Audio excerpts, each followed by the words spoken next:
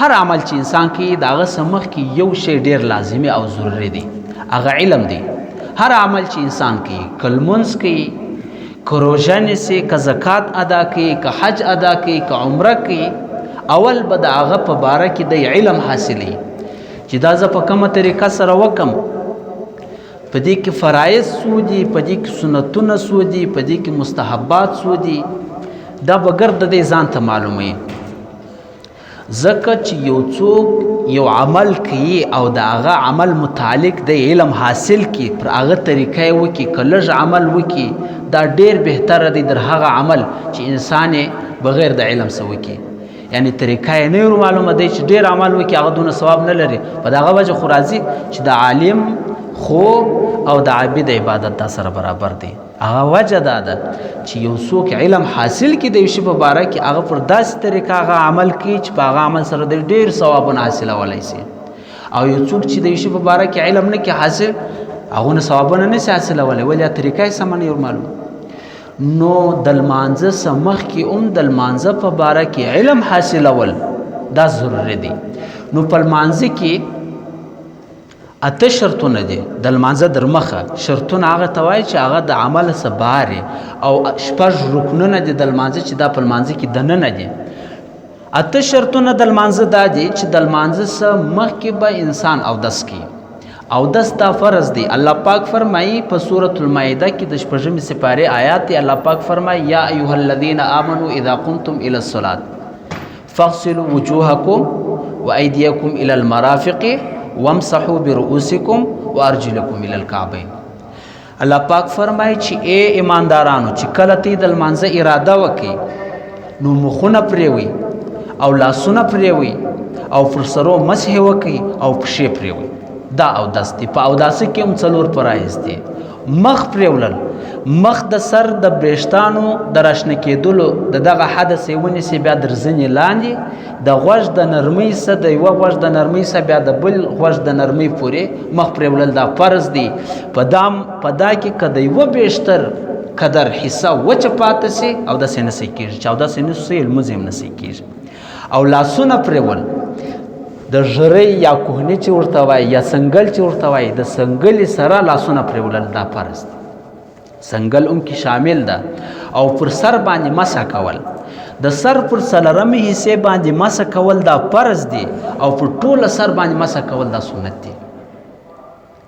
د سر 4 حصې دي، یوه دا نزله ده، یو د شاخوا ده، 2 دا سایډونه دي. دا پوره سر دی.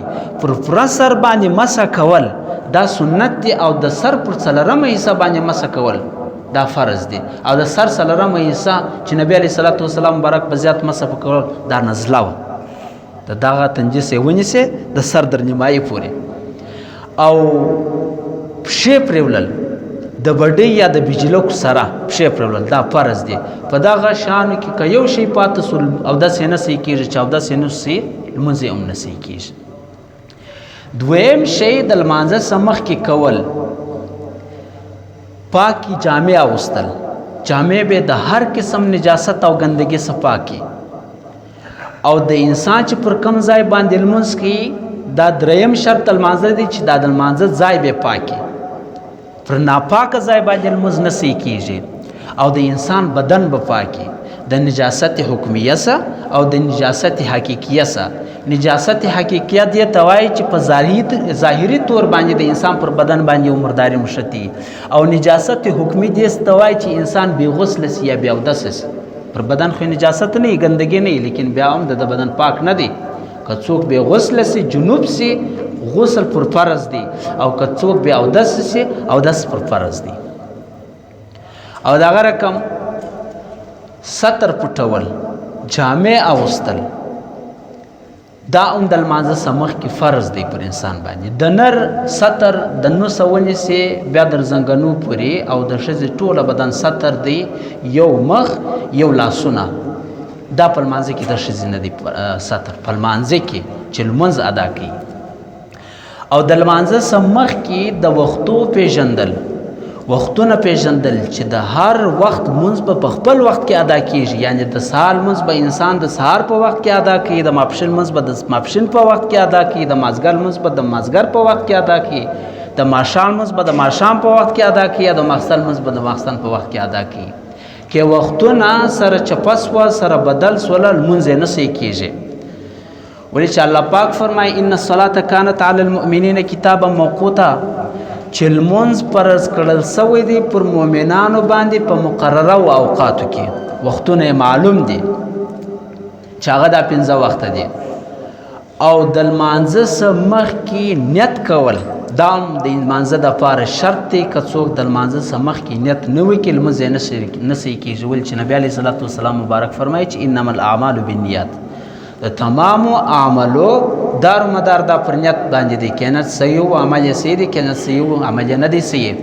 نو د لمانځه څخه مخکې به انسان نیت کوي. نیت به داسې نیت کوي چې زه کم لمونځ کوم، د کوم وخت لمونځ کوم، توجه به برابري. نیت په اصل کې توجه ته هم وایي. په خوله باندې نیت ویل دا مستحب او سنت دی چې انسان وایي نیت مې دی د زړه د اخلاصه لمونځ کومه 2 رکعاته فرض د جمعې په دې حاضر وخت د ماپښین خاص خدای تعالی را مخ مې دی پر طرف د کعبې شریفې اقتدا مې ده په دې حاضر امام پسې الله اکبر. دا رقم په خوله باندې نیت کول دا مستحب کار دی، او صرف په زړه کې دا اراده و نیت کول چې زه پلانې لمونځ کوم د پلانې وخت په دا امام پسې په زړه کې دا نیت هم صحیح دی، دا فرض دی. د زړه اراده د زړه قصد فرض دی، د خولې وینا یې مستحبه ده. دا 8 شرطونه د لمانځه څخه مخکې لازمي دي. که په دا 8 شرطو کې یو شرط چې دی نسی پر ځای لمونځ یې نه صحیح کېږي. او د لمانځه